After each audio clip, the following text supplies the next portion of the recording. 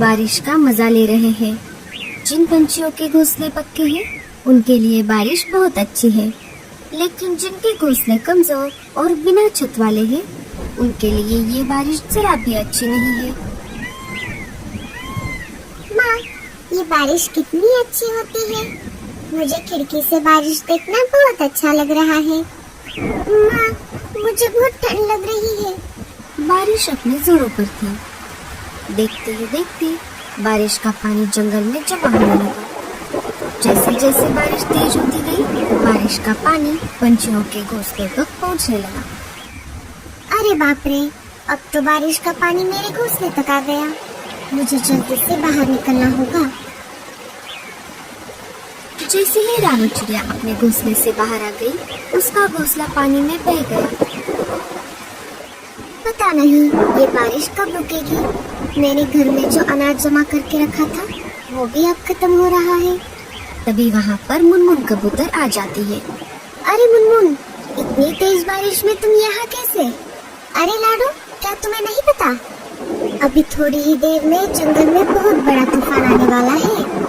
उसमें हम सभी पंछियों के घोंसले डूब जाएंगे।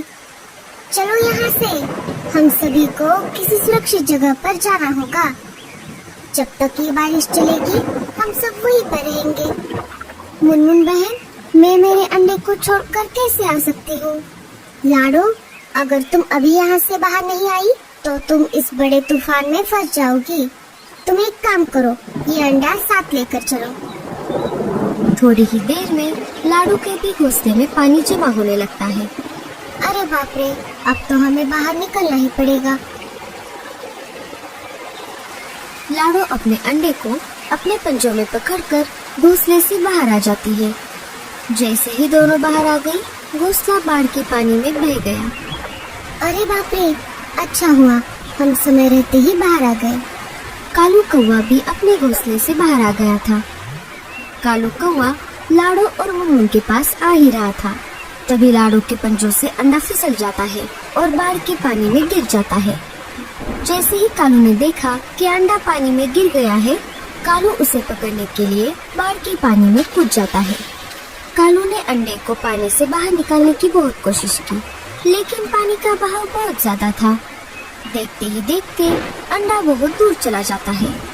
कालू कौवा लाडो के पास आ जाता है।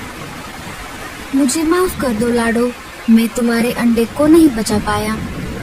जब तक बारिश चलती रही, सारे पंछी जंगल के बाहर वाले एक गुफा में रहने लगे। कुछ दिनों बाद बारिश कम हो गई। जंगल में बाढ़ का पानी भी धीरे धीरे उतरने लगा। एक एक करके पंछी जंगल में वापस आने लगे और अपना अपना घोंसला फिर से बनाकर रहने लगे। अरे मेरे बेटे, क्या हुआ? मम्मा, दूसरे जंगल से हमारे जंगल में एक नया पंछी का बच्चा हमारे साथ खेलने के लिए आता है।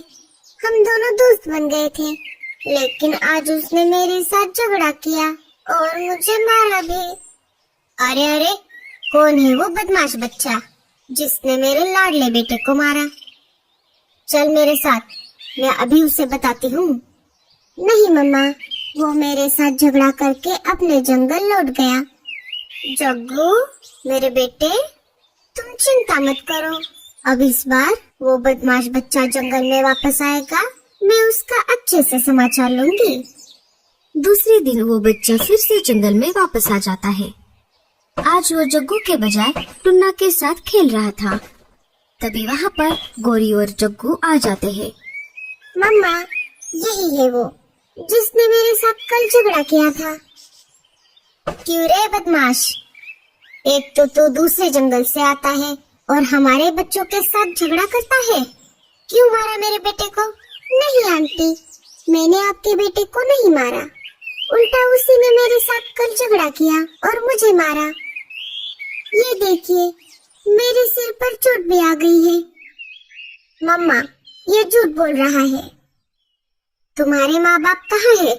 मुझे उनके पास लेकर चलो, मैं उनसे तुम्हारी शिकायत करती हूँ। मेरे माँ बाप नहीं है, मुझे बचपन से मेरी दादी ने संभाला है।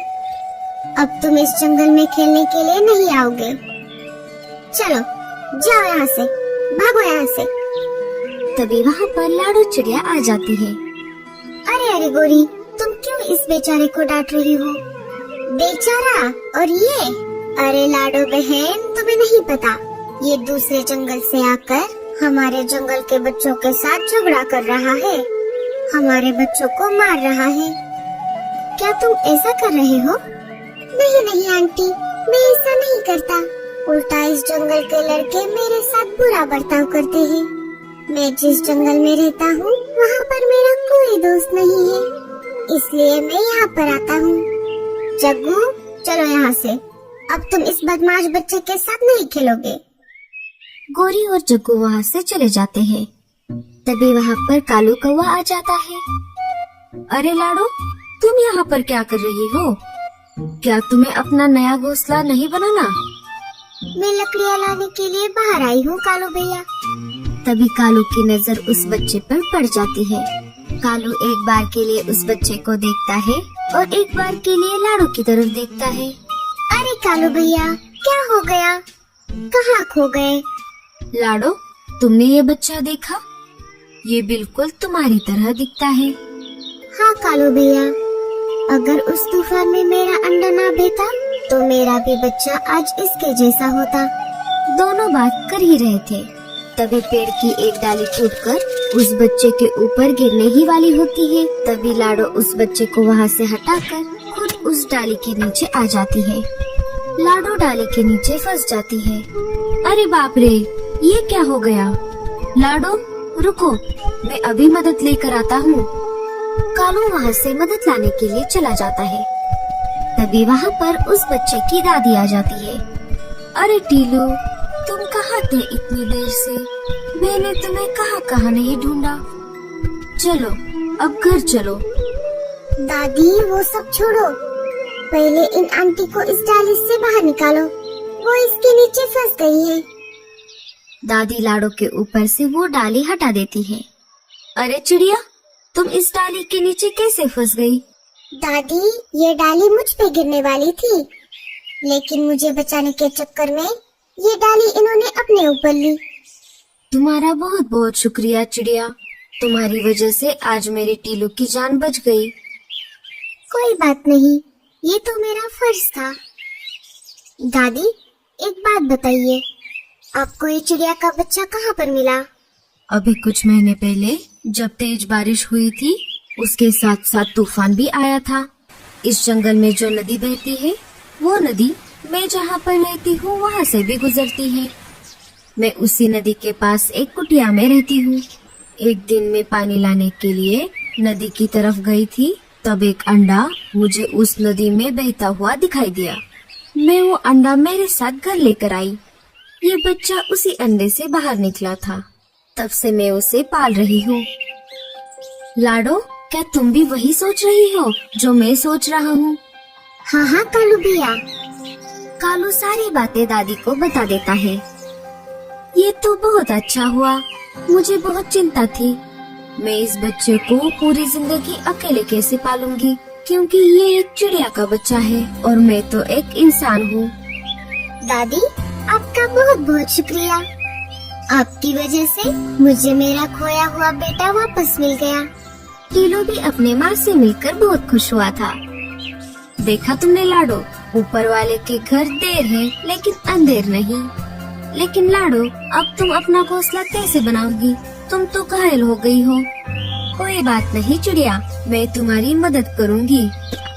चिड़िया, इस शीशी में जो पानी है वो कोई मामूली पानी नहीं है। इस पानी को तुम जिस किसी भी चीज पर छिड़कोगी वो अपने आकार से 100 गुना ज्यादा बड़ा हो जाएगा। अब मैं चलती हूँ, मैं तुम सबसे मिलने के लिए दोबारा आऊंगी। दादी को टीलू को छोड़कर जाने का मन नहीं कर रहा था, लेकिन फिर भी वो दिल पर पत्थर रख के वहाँ से चली गई। लाडो उस पानी को पास वाले एक पेड़ पर लगे एक सेब पर छिड़कती है। थोड़ी ही देर में वो सेब अपने आकार से 100 गुना बड़ा हो जाता है। गूंगा मौसी उस सेब को पूरा अंदर से खा जाती है और लाडो के लिए एक अच्छा सा घर बना देती है। लाडो और टीलू उस सेब के घर में खुशी खुशी अपनी जिंदगी बिताने लगते हैं। तो दोस्तों, कैसी लगी आपको हमारी ये कहानी? हमें कमेंट्स में जरूर बताना और स्टोरी अच्छी लगी तो लाइक और शेयर जरूर कर देना।